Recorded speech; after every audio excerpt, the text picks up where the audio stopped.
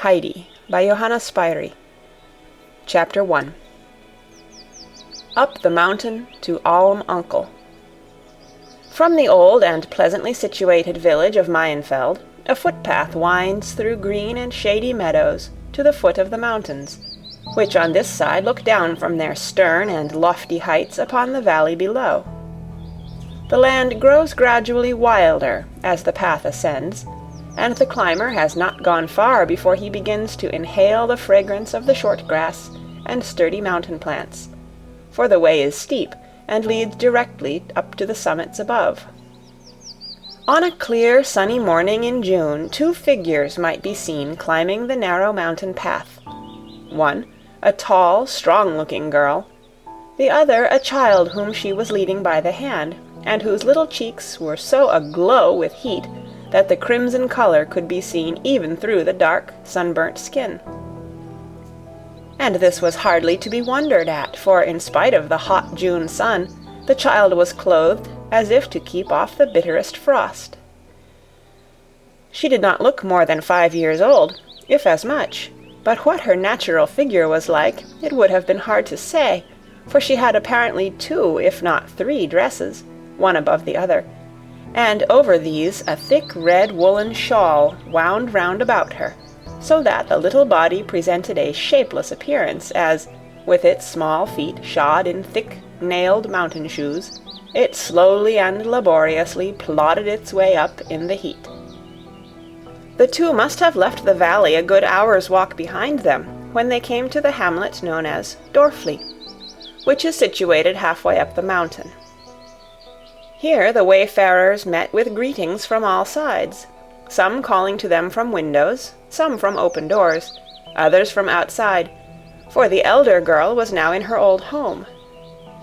She did not, however, pause in her walk to respond to her friends' welcoming cries and questions, but passed on without stopping for a moment until she reached the last of the scattered houses of the hamlet. Here a voice called to her from the door. "Wait a moment, Dete. If you are going up higher, I will come with you." The girl thus addressed stood still, and the child immediately let go her hand and seated herself on the ground. "Are you tired, Heidi?" asked her companion. "No, I am hot," answered the child. "We shall soon get to the top now.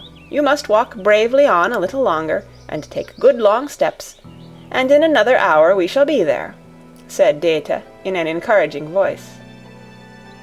They were now joined by a stout, good-natured-looking woman, who walked on ahead with her old acquaintance, the two breaking forth at once into lively conversation about everybody and everything in Dorfli and its surroundings, while the child wandered behind them.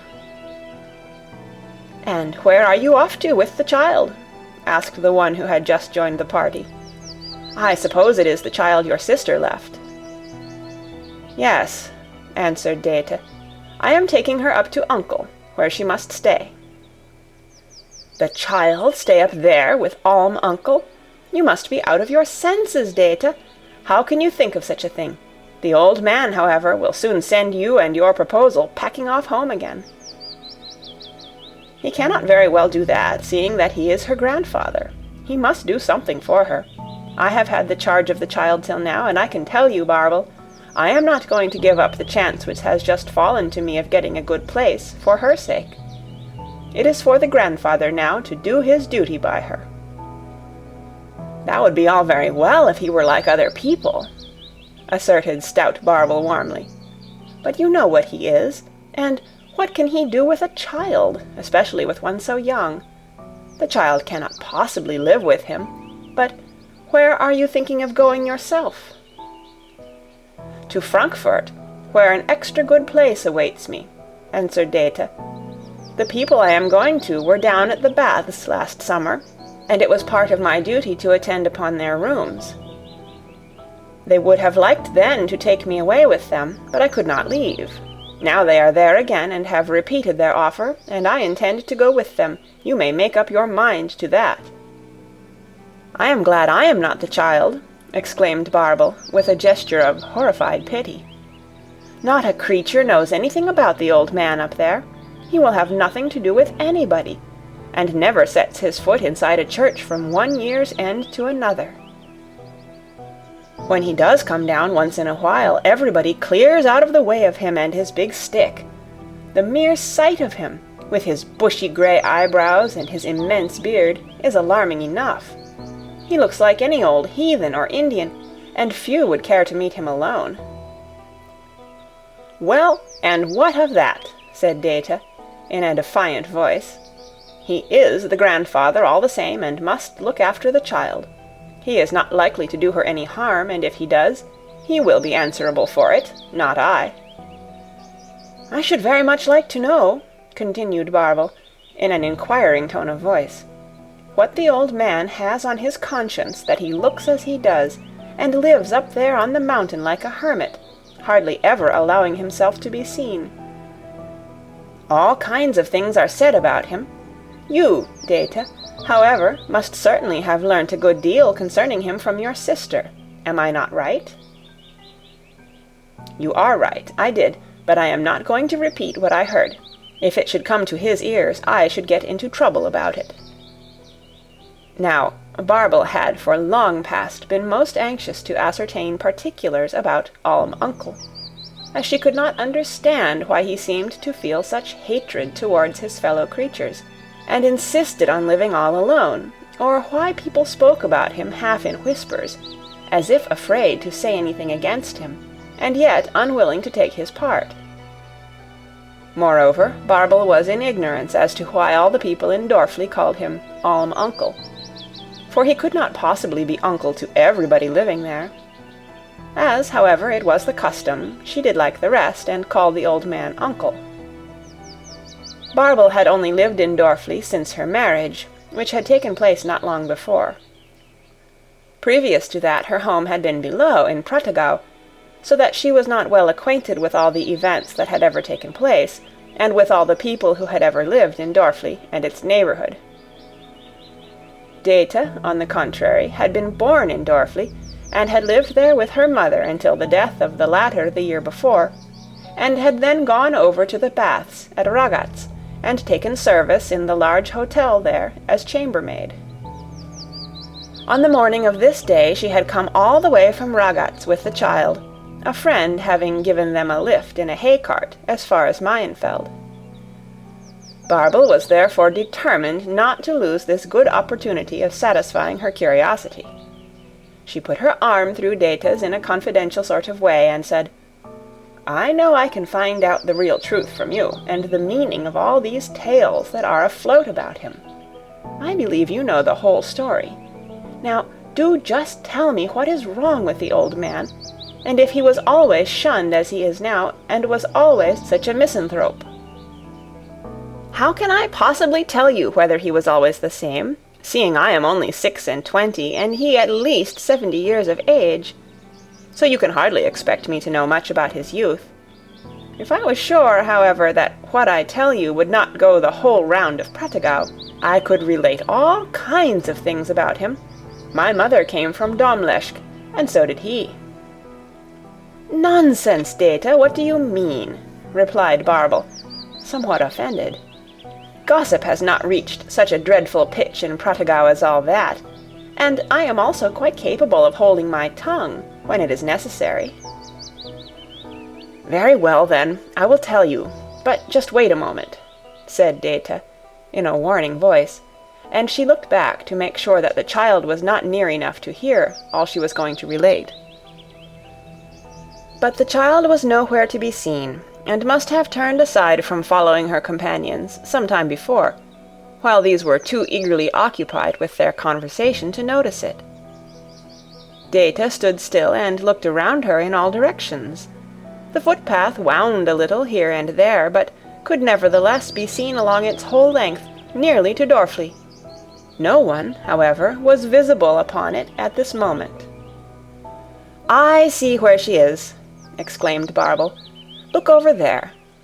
And she pointed to a spot far away from the footpath. "She is climbing up the slope yonder with the goatherd and his goats. I wonder why he is so late today in bringing them up. It happens well, however, for us, for he can now see after the child, and you can the better tell me your tale." "Oh, as to the looking after," remarked Data, "the boy need not put himself out about that. She is not by any means stupid for her 5 years, and knows how to use her eyes. She notices all that is going on, as I have often had occasion to remark, and this will stand her in good stead some day, for the old man has nothing beyond his 2 goats and his hut."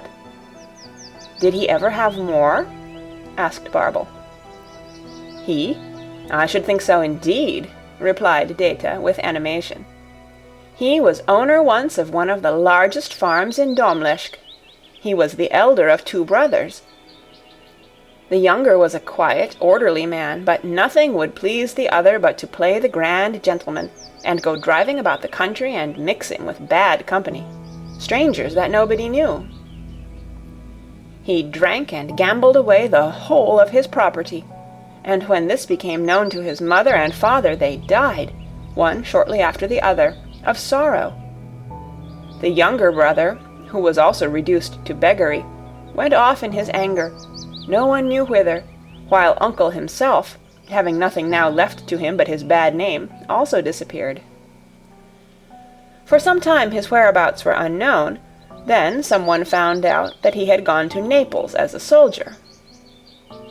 After that, nothing more was heard of him for 12 or 15 years. At the end of that time he reappeared in Domleschg, bringing with him a young child, whom he tried to place with some of his kinspeople. Every door, however, was shut in his face, for no one wished to have any more to do with him. Embittered by this treatment, he vowed never to set foot in Domleschg again, and he then came to Dorfli, where he continued to live with his little boy. His wife was probably a native of the Grisons, whom he had met down there, and who died soon after their marriage. He could not have been entirely without money, for he apprenticed his son, Tobias, to a carpenter. He was a steady lad, and kindly received by everyone in Dorfli. The old man was, however, still looked upon with suspicion, and it was even rumored that he had been forced to make his escape from Naples, or it might have gone badly with him, for that he had killed a man, not in a fair fight, you understand, but in some brawl. We, however, did not refuse to acknowledge our relationship with him, my great-grandmother on my mother's side having been sister to his grandmother. So we called him Uncle, and as through my father we are also related to nearly every family in Dorfli, he became known all over the place as Uncle. And since he went to live on the mountain-side, he has gone everywhere by the name of Alm Uncle." "And what happened to Tobias?" asked Barble, who was listening with deep interest. "Wait a moment, I am coming to that, but I cannot tell you everything at once," replied Data. "Tobias was taught his trade in Mels, and when he had served his apprenticeship, came back to Dorfli and married my sister Adelheid. They had always been fond of one another, and they got on very well together after they were married. But their happiness did not last long. Her husband met with his death only 2 years after their marriage, a beam falling upon him as he was working, and killing him on the spot. They carried him home, and when Adelheid saw the poor disfigured body of her husband, she was so overcome with horror and grief that she fell into a fever, from which she never recovered. She had always been rather delicate and subject to curious attacks, during which no one knew whether she was awake or sleeping. And so, 2 months after Tobias had been carried to the grave, his wife followed him. Their sad fate was the talk of everybody far and near, and both in private and public the general opinion was expressed that it was a punishment which Uncle had deserved for the godless life he had led. Some went so far even as to tell him so to his face. Our minister endeavored to awaken his conscience, and exhorted him to repentance, but the old man grew only more wrathful and obdurate, and would not speak to a soul, and everyone did their best to keep out of his way. All at once we heard that he had gone to live up the Alm, and did not intend ever to come down again, and since then he has led his solitary life on the mountain-side at enmity with God and man." Mother and I took Adelheide's little one, then only a year old, into our care. When Mother died last year, and I went down to the baths to earn some money, I paid old Ursel, who lives in the village just above, to keep and look after the child. I stayed on at the baths through the winter, for as I could sew and knit, I had no difficulty in finding plenty of work, and early in the spring the same family I had waited on before returned from Frankfurt, and again asked me to go back with them. And so we leave the day after tomorrow, and I can assure you it is an excellent place for me." "And you are going to give the child over to the old man up there? It surprises me beyond words that you can think of doing such a thing, Dete," said Barbel, in a voice full of reproach. "What do you mean?" retorted Dete. "I have done my duty by the child, and what would you have me do with it now? I cannot certainly take a child of 5 years old with me to Frankfurt. But where are you going to yourself, Barbel? We are now halfway up the Alm." "We have just reached the place I wanted," answered Barbel. "I had something to say to the goatherd's wife, who does some spinning for me in the winter. So, good-bye, Dete, and good luck to you." Dete shook hands with her friend and remained standing, while Barbel went towards the small, dark-brown hut, which stood a few steps away from the path in a hollow that afforded it some protection from the mountain wind. The hut was situated halfway up the Alm, reckoning from Dorfli, and it was well that it was provided with some shelter, for it was so broken down and dilapidated that even then it must have been very unsafe as a habitation, for when the stormy south wind came sweeping over the mountain, everything inside it, doors and windows, shook and rattled, and all the rotten old beams creaked and trembled. On such days as this, had the goatherd's dwelling been standing above on the exposed mountainside, it could not have escaped being blown straight down into the valley without a moment's warning. Here lived Peter, the 11-year-old boy who every morning went down to Dorfli to fetch his goats and drive them up onto the mountain, where they were free to browse till evening on the delicious mountain plants. Then Peter, with his light-footed animals, would go running and leaping down the mountain again until he reached Dorfli, and there he would give a shrill whistle through his fingers, whereupon all the owners of the goats would come out to fetch home the animals that belonged to them. It was generally the small boys and girls who ran in answer to Peter's whistle, for they were none of them afraid of the gentle goats, and this was the only hour of the day through all the summer months that Peter had any opportunity of seeing his young friends, since the rest of his time was spent alone with the goats. He had a mother and a blind grandmother at home, it is true, but he was always obliged to start off very early in the morning, and only got home late in the evening from Dorfli, for he always stayed as long as he could, talking and playing with the other children, and so he had just time enough at home, and that was all, to swallow down his bread and milk in the morning, and again in the evening to get through a similar meal, lie down in bed and go to sleep. His father, who had been known also as the goatherd, having earned his living as such when younger, had been accidentally killed while cutting wood some years before. His mother, whose real name was Brigitte, was always called the goatherd's wife, for the sake of old association, while the blind grandmother was just grandmother to all the old and young in the neighborhood. Dete had been standing for a good 10 minutes, looking about her in every direction for some sign of the children and the goats. Not a glimpse of them, however, was to be seen, so she climbed to a higher spot, whence she could get a fuller view of the mountain as it sloped beneath her to the valley, while, with ever-increasing anxiety on her face and in her movements, she continued to scan the surrounding slopes. Meanwhile the children were climbing up by a far and roundabout way, for Peter knew many spots where all kinds of good food, in the shape of shrubs and plants, grew for his goats, and he was in the habit of leading his flock aside from the beaten track. The child, exhausted with the heat and weight of her thick armor of clothes, panted and struggled after him at first with some difficulty. She said nothing, but her little eyes kept watching first Peter, as he sprang nimbly hither and thither on his bare feet, clad only in his short, light breeches, and then the slim-legged goats that went leaping over rocks and shrubs and up the steep ascents with even greater ease. All at once she sat herself down on the ground, and as fast as her little fingers could move, began pulling off her shoes and stockings. This done, she rose, unwound the hot red shawl, and threw it away, and then proceeded to undo her frock. It was off in a second, but there was still another to unfasten, for Dete had put the Sunday frock on over the everyday one, to save the trouble of carrying it. Quick as lightning the everyday frock followed the other, and now the child stood up, clad only in her light, short-sleeved undergarment, stretching out her little bare arms with glee. She put all her clothes together in a tidy little heap, and then went jumping and climbing up after Peter and the goats as nimbly as any one of the party. Peter had taken no heed of what the child was about when she stayed behind, but when she ran up to him in her new attire, his face broke into a grin, which grew broader still as he looked back and saw the small heap of clothes lying on the ground, till his mouth stretched almost from ear to ear. He said nothing, however.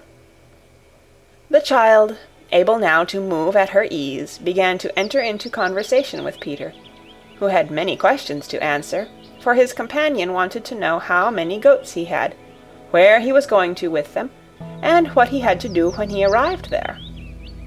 At last, after some time, they and the goats approached the hut, and came within view of Cousin Dete.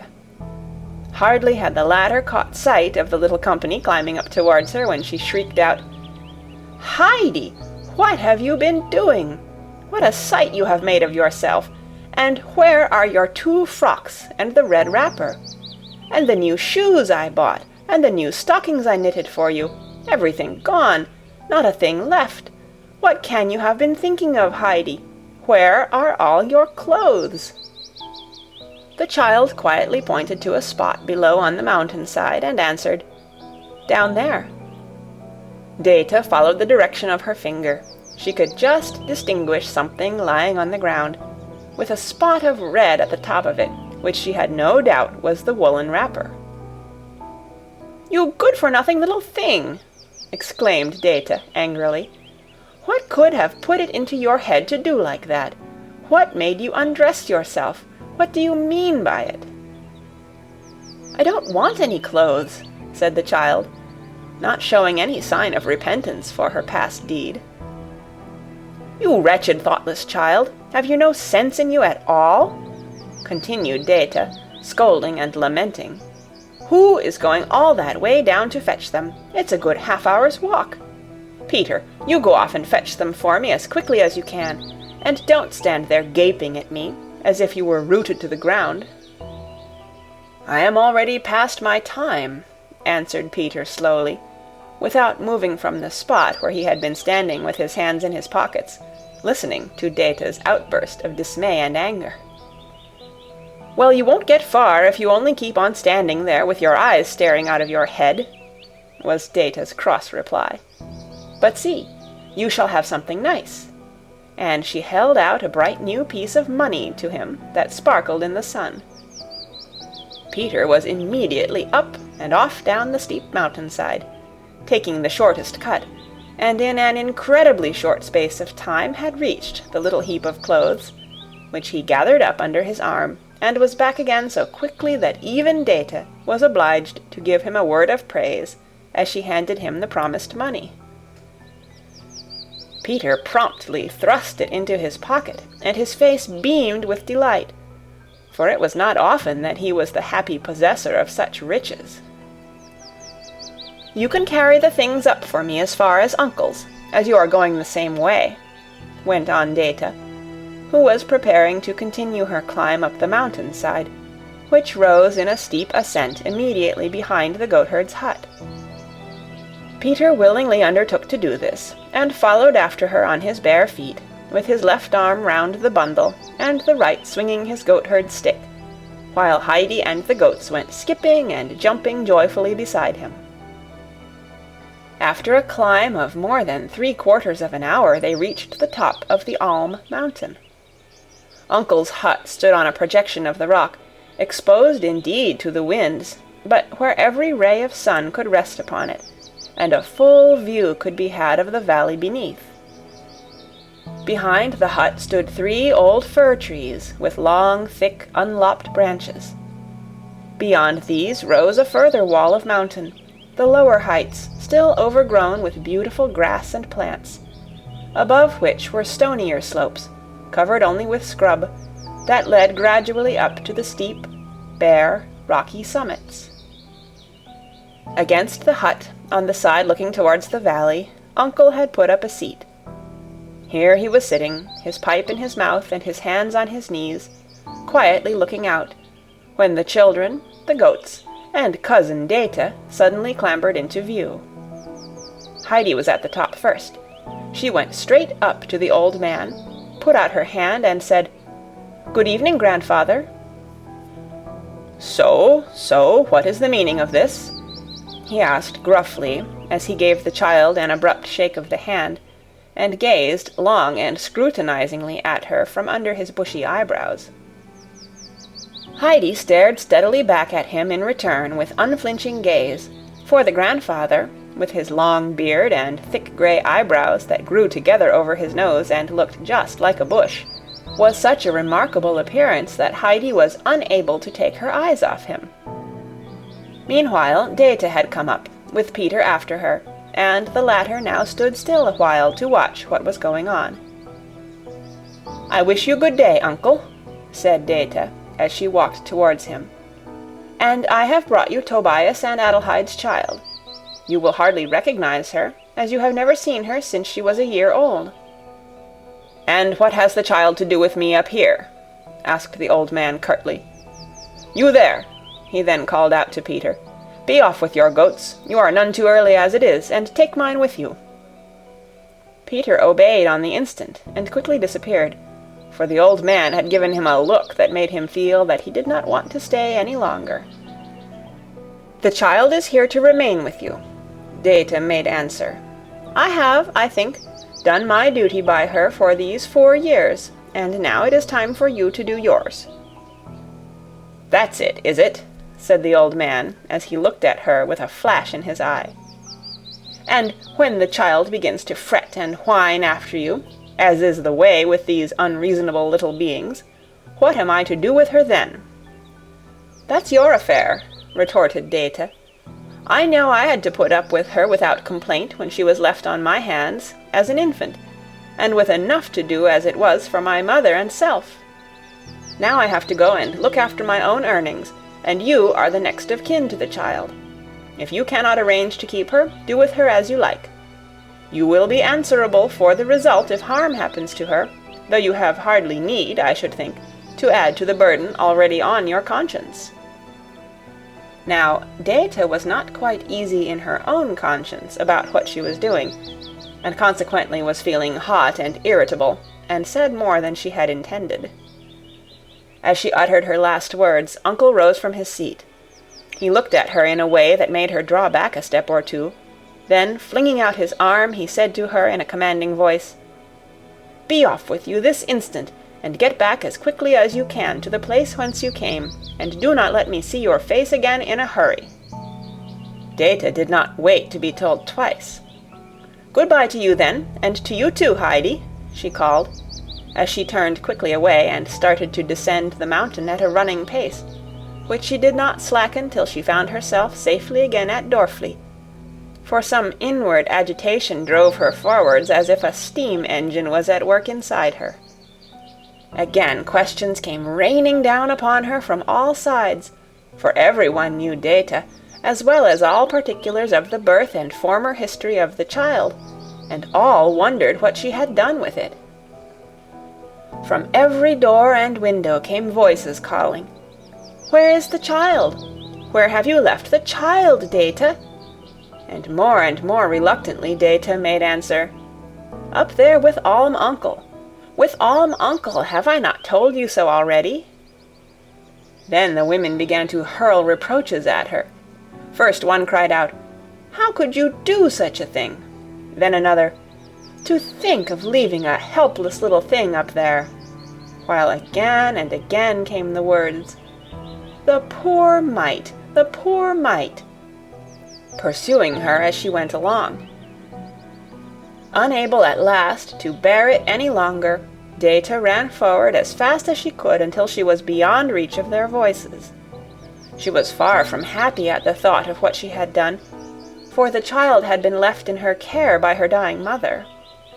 She quieted herself, however, with the idea that she would be able to do something for the child if she was earning plenty of money, and it was a relief to her to think that she would soon be far away from all these people who were making such a fuss about the matter, and she rejoiced further still that she was at liberty now to take such a good place.